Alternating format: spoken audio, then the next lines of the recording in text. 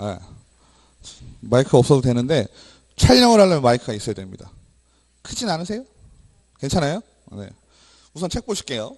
책을 어디로 먼저 보시냐면 딴 책도 마찬가지고요. 여러분이 어떤 책을 보시던 간에 나중에 공부를 또 하시더라도 항상 제일 먼저 봐야 되는 건 뭐죠?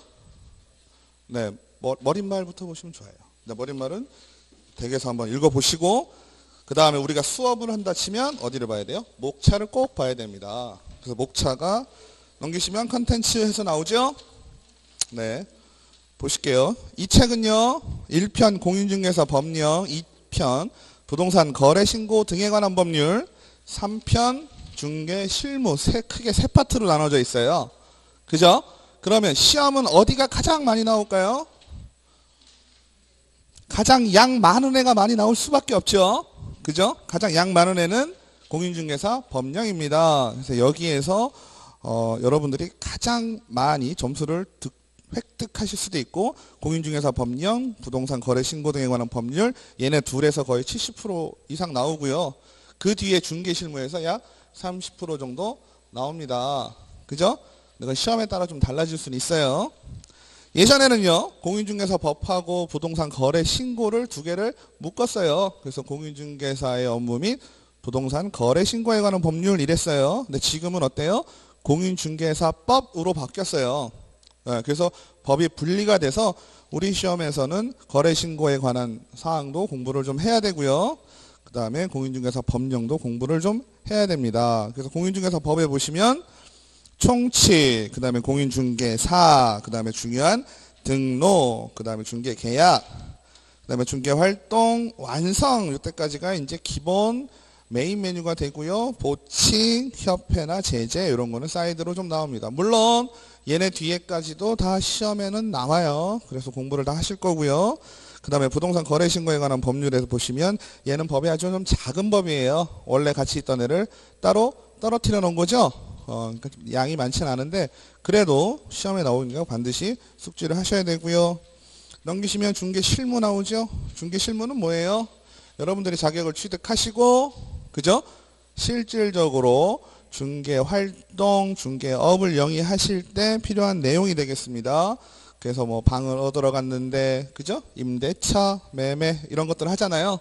그죠? 그거에 관한 법률 그리고 여러분들이 중개업을 하실 때 중개업은 사람의 마음을 훔치는 거죠.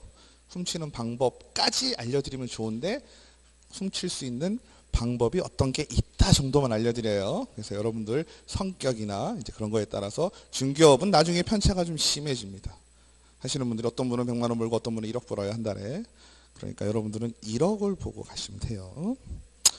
자, 그러면 넘기시겠습니다. 그래서 첫 번째 1편 공인중개사 법령 나옵니다. 그래서 1장의 총칙 편 보시겠습니다. 10페이지요. 어찌됐건 간에 여러분들이 이 법을 공부하실 때는 반드시 법을 아셔야 되잖아요. 그죠? 그래서 인터넷에 들어가셔가지고 법제처라는 사이트가 있습니다. 그래서 법제처에 가시면 공인중개사 법 및 대한민국에 있는 모든 법이 나와 있어요. 그래서 거기서 법을 출력을 하셔도 좋고 난 그게 불편하다 그러시면 제가 이따가 출력해온 걸 빌려드릴 테니까 복사를 하십시오. 복사를 해서 그 법은 심심할 때 언제 잠 안 올 때 보시면 돼요. 그럼 잠이 바로 와요. 딱딱하니까. 그리고 여러분들한테 말씀드리고 싶은 거는 제가 학교에서도 강의를 하는데 학교에서는 학생들한테 항상 레포트가 공인중개사법을 1조부터 51조까지 다 쓰라 해요. 2번, 3번에 나눠서. 왜? 수업 듣기 전에 한 번 써봐서 내가 그 말하는 텍스트 있죠? 그 텍스트를 한 번씩 본다는 게 아까 말씀드린 것처럼 반가워요. 그래서 제가 뭐 여러분들한테는 뭐 강제적으로 하진 않지만 1조부터 10조, 10조부터 20조 뭐 이렇게 나눠서 양이 좀 있으니까 일주일에 10조, 20조 그러면 진도가 대충 맞을 거예요. 그래서 한 5주죠. 한 달 정도에 걸쳐서 그 법을 한번 손으로 써보시는 것도 도움이 되십니다. 네, 그래서 그렇게 하시면 양이 많아서 학원에서 어떻게 할지 몰라요. 페이지가 좀 돼요. 그래서 우선은 제가 이따가 2교시 때 보여드릴게요. 정도. 예. 그건 뭐 정확하게 모르겠네요. 제가 여기 학원 시스템이 어떤지. 자, 그래서 1조 목적입니다. 그죠? 공인중개사법을 왜 만들었을까? 그러면 법 자체의 이름이 뭐예요? 공인중개사법이죠? 그죠? 그러면 공인중개사법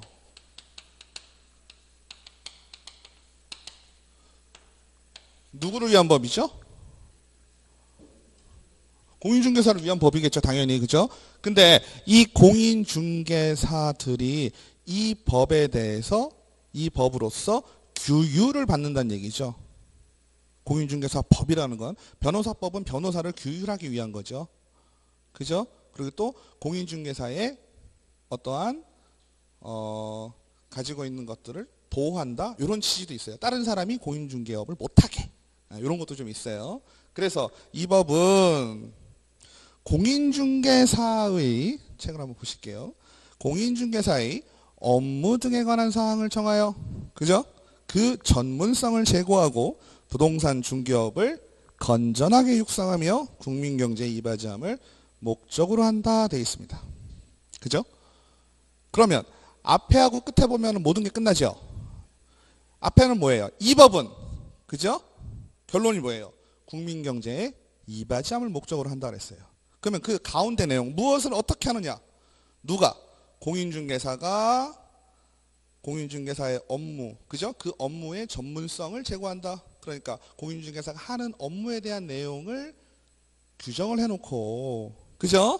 그리고 부동산 중개업, 업무하고 중개업은 좀 달라요. 중개업을 어떻게 더욱 육성한다. 그죠?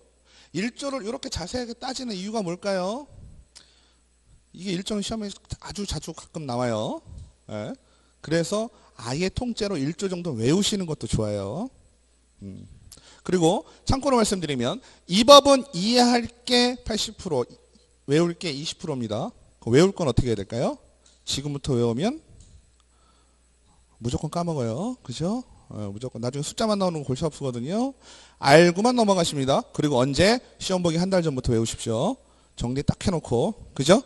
헷갈리는 것들 외워야 될 거, 단순하게 외워야 될 건 나중에 외우는 걸로 하시고, 물론 모의고사 봐야 되고 막 이러면 나 왜 점수가 안 나오지? 이것만 나오면 골치 아파. 이러실 수 있죠. 하지만 내용만 알고 계시면 돼요. 숫자 이런 거는 정확하게 외우시면 크게 없어요.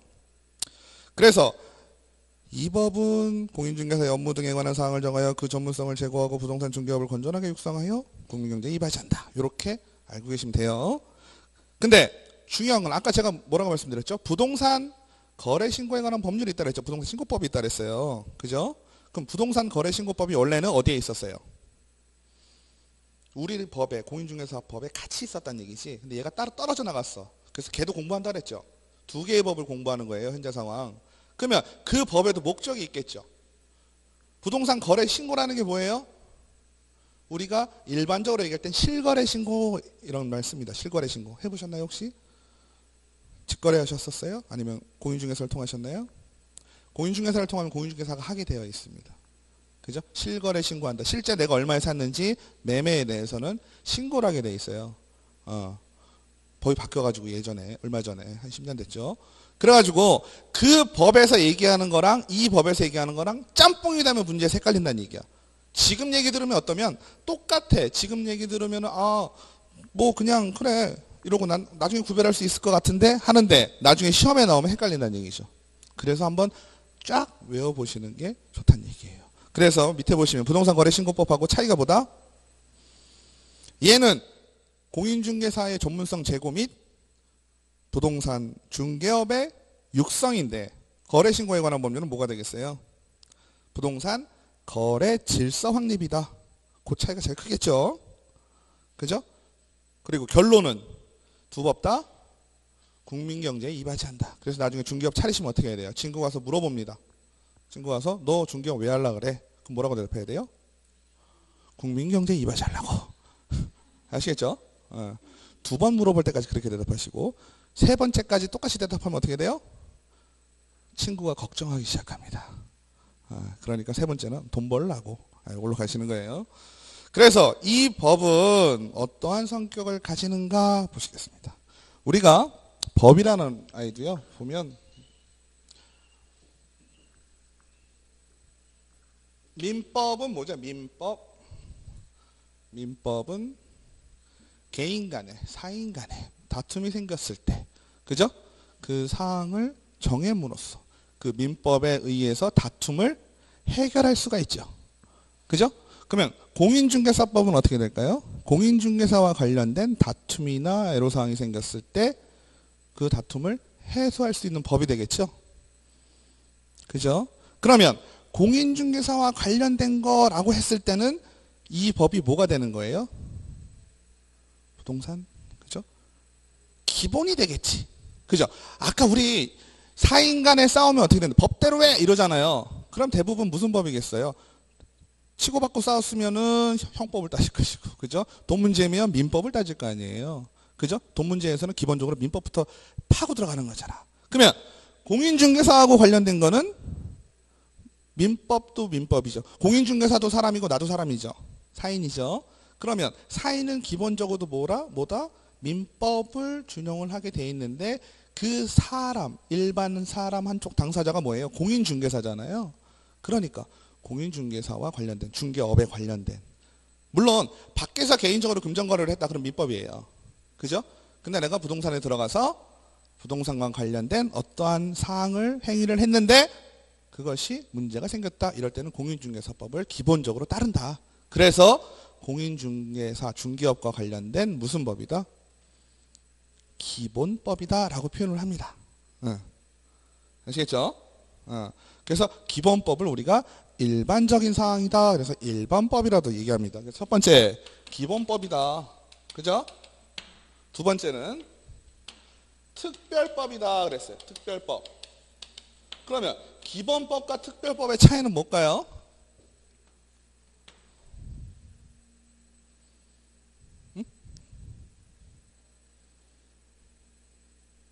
보세요. 우리가 아까 제가 말씀드렸죠. 사람 간의 개인적인 문제가 발생했을 때는 뭘 따른다? 민법을 따른다 그랬죠. 그 일반적인 상황, 그죠? 공인중개사에 대해서는 일반적인 상황이 중개업법, 그죠? 중개사법, 공인중개사법이 된다 그랬잖아요. 그러면 공인중개사법의 내용도 사람 간의 관계인데 이게 민법의 내용에 들어갈까요? 안 들어갈까요? 겹칩니다. 겹치는 부분은 물론 있겠죠. 그러면 이렇게 민법이 있는데 특수한 상황이 이렇게 겹친다라는 거죠. 그죠? 근데 중요한 건 실질적으로는 어때요? 법의 내용은 없지만 법의 전반적인 흐름이나 분위기를 보면 민법에 다 포함되는 내용입니다. 단 그 안에서 규정을 하고 있지 않을 뿐이에요. 그죠? 민법은요. 사람이 살면서 발생하는 문제에 대해서 해결을 하려니까 어때요? 법이 계속 늘어날 수밖에 없습니다. 그죠?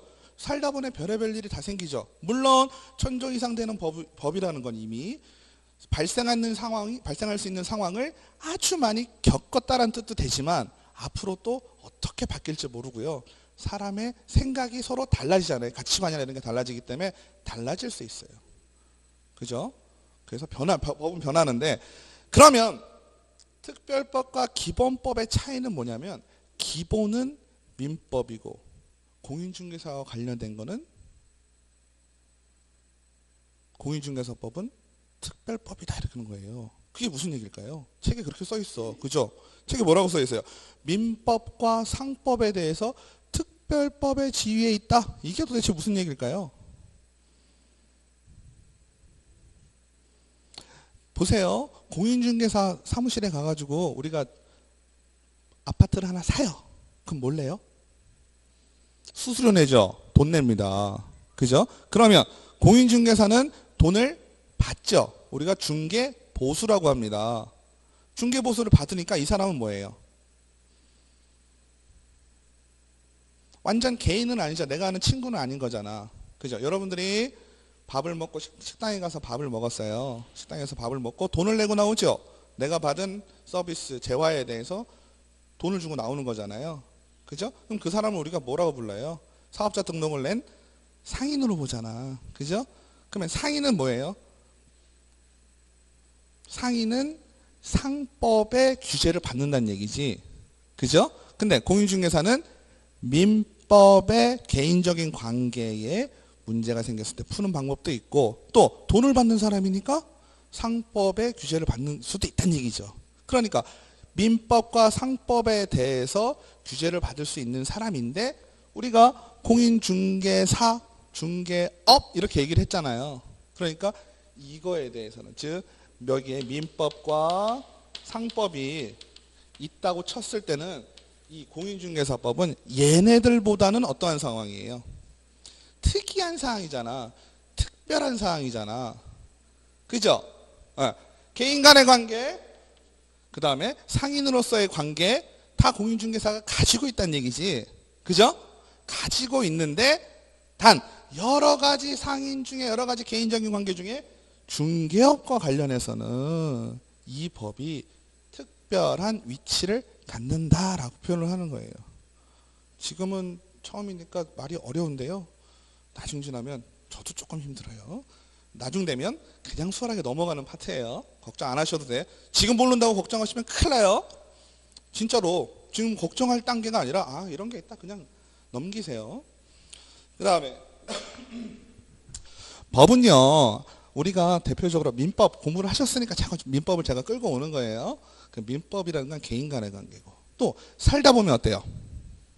동사무소 가실 일 있죠? 시청 가실 일 있죠? 그죠? 시청에서 뭐가 날라왔어요? 무슨 법에 의해서 어쩌고 저쩌고 해? 그럼 어때요? 답답하죠? 답답하니까 어떻게 쫓아가죠? 쫓아가서 왜 이렇습니까? 어떻게 됩니까? 하면 그쪽에서 뭐라 그럴까요? 공무원들이 뭐라 그러겠어요? 법에 그렇게 나와 있네요 라고 할 겁니다. 그죠? 법에 그렇게 나와 있네요. 그러면 그거는 내가 그 공무원 개인하고 얘기를 나누지만 그 공무원하고 나누는 거예요. 행정관청하고 나누는 얘기가 되는 거죠. 그죠? 그럼 애로사항이 누구랑 생겼어요? 나하고 행정관청하고 생겼죠. 그래서 우리가 법이라는 걸 크게 나눌 때 민법, 그 다음에 공법 이렇게 나눕니다. 우리가 민법은 어때요? 조문이 있죠? 민법은 조문이 있어. 조문이 있기 때문에 애로사항이 생기면 조문을 막 찾아봅니다. 그러면 법대로 하면 이렇게 되더라 라고 할 수가 있는데, 공법이라는 건 조문이 있나요? 공법이라는 법전을 보신 적이 있어요? 없어요. 없어요. 공법은 수없이 많은 법들을 다 그냥 뭉뚱그려서 공법이라는 카테고리에 넣는 겁니다. 그죠? 민법도 무조건 따지면은 뭐 공인중개사법도 민법에 불에 들어갈 수 있다 이렇게 할 수 있지만, 민법은 조문이 아예 있잖아. 그죠? 그래서 공법을 공부할 때 대표적인 게 행정법이에요. 그럼 행정법이라는 조문이 있냐? 없어요. 아까 제가 건축법, 주택법, 뭐 국토기획 및 국회법 이런 것들 있죠. 얘네들을 다 뭐라고 부르는 거예요? 공법이라고 부르는 거예요. 아시겠죠? 법이라는 것 자체가 개념을 조금 잡으셔야 돼. 그래서 민법은 개인 간의 문제를 해결하는 것이고, 공법은 행정청과 개인 간의 문제, 이거를 해결하는 거예요. 아시겠죠? 근데 우리가 살다 보면요, 세상은 다 흑백 논리로 볼 수는 없죠? 중간에 뭐가 꼭 껴듭니까? 중간치라는 게 항상 껴들어요. 중간치. 그죠? 중간치라는 게 껴들어. 그러면 중간치라는 건 어떤 의미일까요? 민법은 개인 간의 문제였고 공법은 행정청과 개인 간의 문제였어. 그러면 중간에 있는 중간법이라는 게 있어요. 중간법, 우리가 사회법 이렇게 얘기합니다. 그 얘네들은 뭘까요? 얘가 뭐 세상을 동그라미와 X로 나누면 얘는 뭐가 되는 거예요? 세모죠. 그죠? 세모면 개인 간의 문제도 있고 행정청의 문제도 다 들어오고, 요 안에 그 요건 무슨 의미가 될까요? 좀 썸씽 스페셜하긴 해요. 그죠? 특별하긴 하죠. 근데 중간법이라는 개념은 어떤 개념으로 보시면 되냐면요, 기본적으로는 개인 간의 문제인데 특별한 상황에서는 행정청이 껴들어서 규율을 한다라고 생각하시면 돼요. 그런 게 뭐가 있을까요? 네, 다음 파트 때는 아마 대답 엄청 잘하실 거야. 그죠? 지금은 처음이니까. 우리가 노동법 이런 거 들어보셨을 거예요. 노동법. 그죠? 들어보셨죠? 여러분들이 직장을 다니시는데 임금을 못 받으면 어떻게 하죠? 기본적으로 임금하면 채권 채무 관계잖아. 그죠? 그러면 그건 뭘로 풀어야 돼? 민사적으로 풀어야 되겠죠. 걔한테 받을 돈이 있는 거, 사장님한테 받을 돈이 있는 거잖아요. 그죠? 근데 여러분들은 민사소송을 하기 전에 뭘 하게 되나요? 옛날 말로 하면 노동청에 찾아가십니다. 그죠? 그럼 노동청에 찾아가면 어때요? 노동청에서 사장님한테 왜 임금 안 주셨어요? 주세요 라고 합니다. 그러면 노동청에서 임금을 안 준 사장님한테 임금을 주라고 하는 것도 근거가 있어야지. 나는 그냥 노동청이니까 너는 하라는 대로 해. 돼요 안 돼요? 안 되죠. 법대로 해야 됩니다. 그죠? 그럼 근로기준법이라든지 뭐 여러 가지 법들이 있겠죠. 그거에 따라서 임금을 주라고 얘기를 합니다. 그럼 그 상황을 보면 발생한 문제는 누구와 누구의 관계예요? 개인과 개인의 관계. 그죠? 사장님과 나와의 관계. 근데 누가 껴들었어요? 노동청이 껴들었어.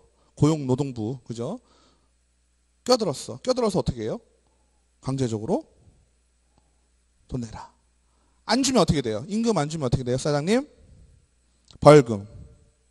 그죠? 벌금이면 우리 쉽게 얘기하면 빨간 줄 가는 거예요. 아시죠? 벌금부터 빨간 줄이에요. 나올 거예요. 민법에. 그렇겠죠? 안 나오나? 네. 벌금. 그죠? 금고, 징역, 사형. 이렇게. 그래서 나중에 벌금을 받게 되면 그 법에 의해서 전과자가 되는 겁니다. 벌금 맞으면 노동법에 의해서 전과자가 되는 거예요. 우리 쉽게 얘기하는. 아시겠죠?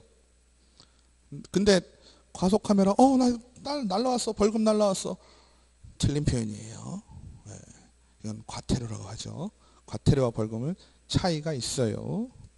과태료는 빨간 줄 안 가는 거예요. 주차 위반 과태료죠. 주차 위반했는데 벌금 날라와요? 안 날라오죠. 근데 음주운전은 뭐 날라와요? 벌금 내라고 합니다. 음주운전은 벌금이에요. 그럼 벌금이면 어떻게 돼요? 빨간 줄 간 거예요. 전과자예요. 전과자. 그러니까 집에 가셔가지고 전과자랑 살기 싫으니까 음주운전 하지 마 이렇게 하시면 돼.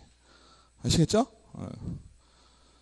그래서 우리 법은 마찬가지로 아까 노동법은 사장님과 사원, 그죠? 직원 간의 관계라 그랬잖아요. 그럼 우리는 누구와 관계예요? 공인중개사와 손님의 관계겠죠?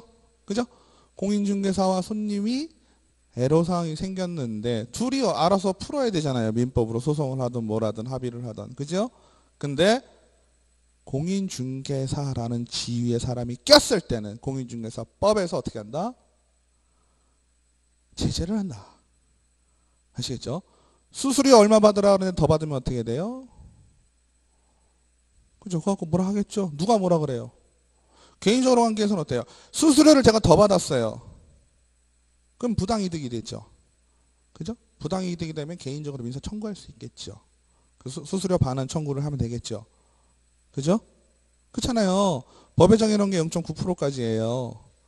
맥시멈 따지면. 그죠? 물론 다 다르지만 0.9% 이내에서 결정하게 돼 있거든요. 모든 큰 카테고리에서는. 근데 뭐 2% 받았어요. 그럼 되겠어요? 안 되겠어요? 다시 받아내야 되겠죠. 근데 민사적으로 너와 나의 관계뿐만 아니라 공인중개사 법에서도 규율을 해서 행정처분을 한다는 얘기예요. 더 받으면. 아시겠죠? 그래서 우리 법은 무슨 성격을 가지고 있다? 중간법적 성격을 가진다. 그 얘기예요. 그 다음에 공인중개사법은 국내에 있는 중개대상물을 중개하는 경우에만 적용이 되며 외국에 있는 부동산 등을 중개하는 경우에는 적용되지 않는다. 당연하겠죠? 국내에 있는 중개대상물 3조에 나오는 중개대상물 나오거든요. 국내에 있는 것만 가능해요. 그 다음에 넘기시겠습니다. 그래서 여러분들 이거 보실 때 잠깐만요. 첫 페이지니까 한번 할게요. 여러분들이 공부를 하실 때요. 이 내용을 다 보시는 거 물론 중요하죠. 지금 수준에서 정리를 하실 때는 어떻게 정리하시는 게 좋을까요? 목차만 정리하시는 게 좋아요. 내용까지 가면 길어지고 보기 힘들고 막 그러거든요. 그래서 처음에 총칙 쓰고 집에 가서 노트 한번 하실 거 아니야. 공부하실 때. 제목만 쓰세요. 제목만. 제목만 써보시고 나중에 내가 이 내용을 아나 모르나 한번 보시고 잘 모르겠으면 보시고 그렇게 정리를 해야지 다 쓰면 책이 돼버려 그냥. 아시겠죠? 책이 되고 요약해 놓잖아요. 어떻게 되는지 아세요? 한 달 지나면 내가 요약해 놨는데 이게 뭔 말인지 모르겠어. 어차피 몰라요. 그러니까 목차 정도만 가볍게 정리하시는 게 좋아요. 집에서 만약에 공부하시게 되면. 그 다음에 넘기시겠습니다. 중개대상물 바로 나오네요. 중개대상물은 법 제3조에 규정이 되어 있습니다. 그러면 우리가 여러분들 부동산 하시죠. 부동산. 지금 공인중개사가 되기 위해서 공부를 하고 계시는데 공인중개사는 부동산을 중개한다라고 표현해요. 그러면 부동산이라고 하는 게 여러분들이 생각하실 때 어떤 게 부동산이에요? 그죠? 민법 공부를 엄청 열심히 하신 거예요. 그죠? 민법에서 뭐라 그랬어요? 토지 및 그 위에 있는 정착물 또 플러스해서 뭐 있다? 준부동산도 있을 수 있다. 그죠? 등기가 필요한 거. 그죠? 뭐 있어요? 등기가 필요하다는 거. 항공기, 선박, 자동차. 이런 아이들은 뭐 해라 그랬어요? 등기하라 그랬죠? 아직 안 배웠네? 죄송합니다. 그러면 등기가 필요하다는 건 뭐냐면 등록을 한다는 얘기예요. 여러분 차 사면 어떻게 해요? 자동차 등록 사업소를 가시게 되죠. 거기서 뭐 해요? 등록을 합니다. 그게 등기예요. 등기라는 거는 등재에서 기록한다는 뜻이에요. 그러니까 내 차가 번호판이 달려 있잖아요. 등기가 된 거예요. 그러면 번호판이 있으면 그 차에 대해서 그 이력사항을 조회할 수가 있죠. 기재가 되어 있으니까. 그죠? 그래서 걔까지도 움직이지만 부동산으로 좀 봐준다. 준부동산으로 봐준다. 이렇게 표현을 해요. 민법에서는.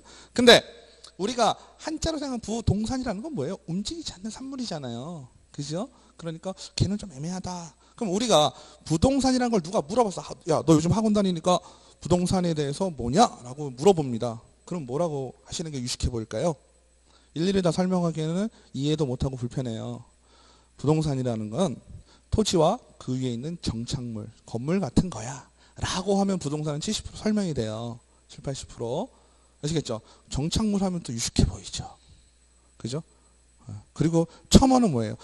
더 자세한 건 있는데 설명해봐야 힘드니까 그 정도는 알고만 있으면 돼. 이렇게 하시면 끝나요. 간단하죠? 토지와 그 정착물. 근데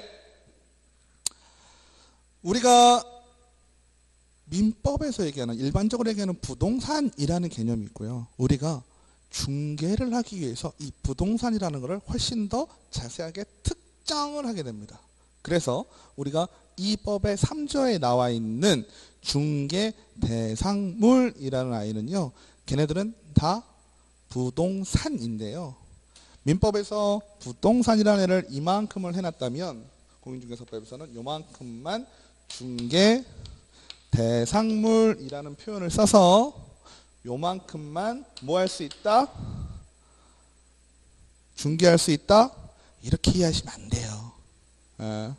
중개는요 아무거나 다 할 수 있는데요. 중개 대상물에 대해서는 어떻다? 공인중개사법의 규율을 받는다. 그러면 공인중개사법의 규율을 받는다라는 의미가 뭘까요? 아까 얘기했던 잘못하면 그죠? 누가 껴들었어요? 행정청이 껴들었죠. 그죠? 이 행정청이 껴들 수 있는 소지가 중개대상물일 경우에는 있고 그 밖에는 어떻다? 없다. 그러면 중개대상물 이외의 것을 중개를 한다라 치면 불법이다? 합법이다? 상관없다. 아시겠죠? 우리가 중개대상물을 배우는 이유는 뭐냐면요. 이 중개대상물에 대해서는 공인중개사법에 규율을 받겠다는 의미예요. 그 밖에 있는 아이는요 안 받아요. 그러면 공인중개사법엔 수수료가 0.9% 이내라고 되어 있습니다. 그러면 중개대상물에 대해서는 어때요? 수수료를 무조건 0.9% 이내로 받아야 돼. 그죠? 뒤에 나오겠지만 근데 우리가 상가 같은 거 있으면 어때요? 권리금이라는 아이 있죠? 권리금은 뭐예요? 말 그대로 권리, 주인하고 상관도 없죠? 거기 살고 있는 세입자한테 주니까. 그죠? 그러면 건물을 살고 있는 세입자가 나 권리금 3,000 받아주세요. 보증금은요 500인데 저쪽에서 알아서 하세요. 이거죠. 그죠? 세입자가 중요하게 생각하는 건 뭐예요? 권리금이지. 그죠? 권리금도 따지면 여러 가지가 있지만 어쨌든 묶어서 권리금이라고 하면 그러면 그 권리금 중개대상물에 들어간다 안 들어간다? 안 들어가요. 안 들어가. 행복한 거지. 안 들어가줘서. 왜? 수수료를 더 받을 수가 있거든. 중개 보수를 더 받을 수가 있거든. 아시겠죠? 권리금을 3천만 원 받았다. 중개 보수로 1,000만 원 받았다. 왠지 느낌이 되게 잘못한 일을 한 것 같지 않아요? 그죠? 3천만 원 권리금인데 1,000만 원 수수료 중개 보수를 받았어. 내가 되게 나쁜 놈 같은 느낌이 나잖아요. 근데 권리금을 받아주는 사람 입장이면 2천만 원 받은 거잖아요. 자기는 1,500만 원, 1,000만 원밖에 생각 안 했는데 공인중개사가 잘해서 2천만 원 받아줬다. 그래서 3천만 원 받아줘서 1,000만 원 줬다. 세입자 입장에서 아까워요, 안 아까워요? 별로 안 아까워. 그죠? 나는 1,500만 원, 1,000만 원 생각했는데 2천만 원을 나도 받았으니까. 물론 1,000만 원이라는 큰 액수가 가서 좀 배 아파하긴 해요. 하지만 어때요? 보통 나올 때 그냥 빨리 털고 나오고 싶잖아요. 그죠? 그래서 괜찮거든요. 근데 그 법은, 이 법에서는 권리금이라는 거는 중개대상물에 속하지 않기 때문에 문제가 없다. 다른 건 0.9% 이내예요. 그래서 중개대상물의 범위를 잠깐 보시면 법 제3조 이 법에 의해서 중개대상물은 다음 각호와 같다. 첫 번째 토지, 두 번째 건축물, 그 밖에 토지의 정착물, 세 번째 그 밖에 대통령령이 정하는 재산권 및 물권. 법, 시행령, 시행규칙에 대한 개념은 알고 계시죠? 아시죠? 네.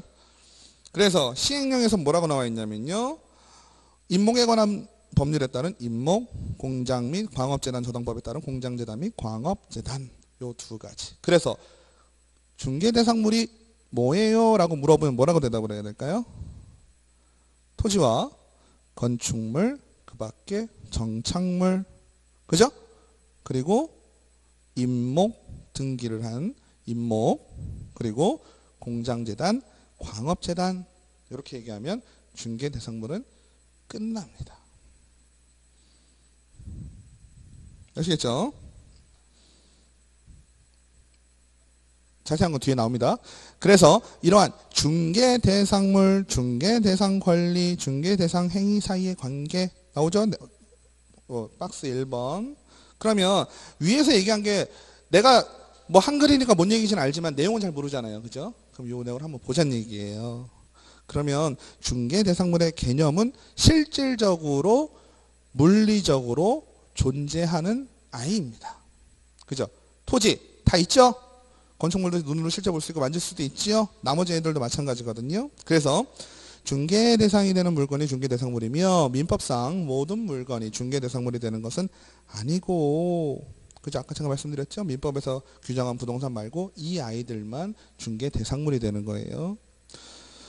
토지, 건축물, 그 밖에 토지 정착물, 임목, 광업재단, 공장재단. 제가 자꾸 말씀드리는 이유는 뭘까요?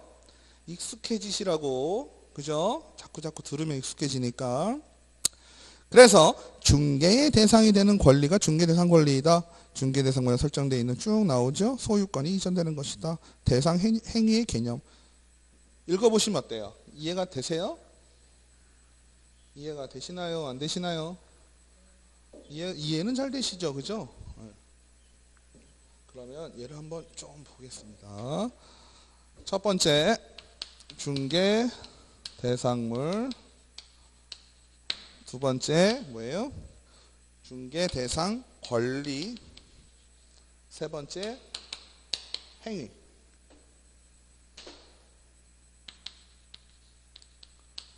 예를 하나 들면 쉽습니다. 여러분들이 로또에 맞았다고 칩시다. 현금이 한 2억 정도, 2등 맞았다고 칠게요. 한 5천에서 1억 정도 생겼다고 칠게요. 그러면 어쨌든 그 돈 있어두고만 없어두고만이죠. 뭘 할까 생각하다가 내가 공부를 하니까 토지를 좀 사볼까? 땅을 좀 사볼까? 그죠? 공인중개사 사무실을 찾아갑니다. 그럼 공인중개사가 어떻게 합니까? 그 돈에 맞는 적당한 토지를 찾아줍니다. 그럼 여러분들 그거를 사죠. 그죠? 그러면 여러분들이 어떠한 토지를 매매를 통해서 구입을 하는 거잖아요. 그죠? 그러면 이 구입을 할 때 매매니까, 매매는 뭐예요? 사고 파는 거죠. 사고 판다는 개념은 내가 그것을 소유한다라는 개념이죠. 소유권이 이전이 되는 거죠. 뭐에 대해서? 토지에 대해서. 이게 끝이에요. 그러면 여기서 얘기하는 토지는 뭐예요? 중개 대상물. 매매를 통해서 소유권이 가니까 중개 권리. 그죠? 소유권이니까 권리잖아. 행위는 뭐예요? 매매. 그죠? 별거 아니죠? 말로 써놓으면 뭔 말인지 잘 모를 수도 있어요. 근데 그림이 제일 빠르거든요. 토지에 대해서, 중개대상물에 대해서 권리를 매매라는 행위로서 내가 소유권을 받는 거. 요게 지금 세 가지에 대한 얘기예요. 아시겠죠? 여기 그림 있죠? 그림 보시면 돼요. 근데 조금 더 들어가면 매매라는 건 어때요? 중간에 누가 껴들 수 있는 소지가 있나요? 없나요? 껴들 수 있는 소지라는 건 뭘까요?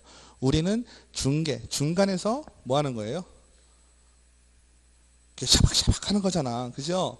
팔 사람, 살 사람 있으면 제가 중간에서 팔 사람한테 뭐라고 얘기하고 살 사람한테 뭐라고 얘기해서 중간에서 막 하는 거잖아요. 그죠? 그러니까 내가 할 역할이 있어요? 없어요? 있지요. 그죠? 근데 예를 들어서 유치권이라는 권리가 있어요. 유치권이라는 권리는 여러분들이 지나다니시다 보면 건물에 막 크게 써놓는 거 있어요.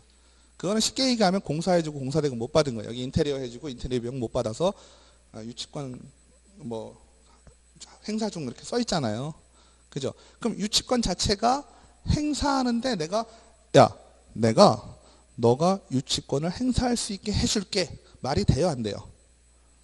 한 대신 나는 공사대금을 못 받다는 사실만으로도 유치권을 행사할 수 있는 이미 권리가 있는데, 그죠? 그럼 쉽게 얘기하면 유치권은 뭐랑 비슷한 거예요? 돈 못 받은 거 받아내는 거잖아요. 그죠? 그러면 내가 유치권을 여기에는 행사 중인데 딴 사람한테 돈을 좀 빌렸어. 근데 그걸 못 갚았어. 그래서 어떻게 해요? 그 사람이 오케이 한다면 내가 가지고 있는 여기에서 돈 받을 수 있는 권리 이전해 줄 수 있을까요? 안 돼요? 안 될까? 쉽게 돈을 빌리셨어. 그죠? 돈을 빌리셨는데 여기서는 또 저쪽 뒤에 계신 분으로 돈을 빌려줬어. 그러면 돈은 원래 이렇게 와야 되죠? 근데 가운데 계신 분이 어떻게 얘기할 수 있어요? 돈 여기 줘야 되고 저기서 받아야 돼요. 그냥 바로 줘라. 돼요, 안 돼요? 되지. 그죠? 바로 주라. 그 유치권도 마찬가지죠? 건물에 대해서는 여기 원장님한테 돈 받을 게 있는데, 그죠? 제가 뭐 개인적으로 돈을 빌렸다고 치자고요. 그럼 원장님한테 그냥 직접 주시라고. 되죠? 이걸 소유권 이전해 준 거, 유치권을 이전해 준 거지. 근데 중요한 건 뭐예요? 중간에서 제가 줄 돈을 대신 주세요라고 누가 와서 얘기를 해줬어요. 그러면 그 사람의 얘기 듣고 내가 원래 그런 마음이 없었는데 그렇게 하는 게 가능해요? 불가능해요? 가능하지. 중개는 가능하다. 그래서 유치권 자체를 이전하는 건 가능하지만 내가 공사를 해주고 돈을 못 받았는데 옆에서 누가 너 유치권 성립하게 해줄게. 이건 말이 안 된다. 아시겠죠? 뭐 상속받았다. 어때요? 상속은 자동이에요. 돌아가시면 자동으로 법적으로 상속이 되는 거야. 그죠? 근데 공인중개사가 야 너네 아버지 돌아가시면 내가 상속받게 해줄게. 말이 돼요? 안 돼요? 안 되지. 그죠? 공인중개사가 할 수 있는 건 뭐예요? 너네 아버지 돌아가셔서 네가 그거 상속받으면 내가 그거 팔아줄게. 이건 돼. 그죠? 아시겠죠? 그래서 권리라는 얘기를 자꾸 하는 거예요. 아시겠죠? 조금 쉬었다 할까요? 그죠? 조금 쉬었다 하실까? 1시간씩 잘라서 하겠습니다. 3시간 반인가요? 3시간인가요? 원장님은 3시간이라고 그러고 3시간 반이라고 헷갈려서. 몇 시간 하세요?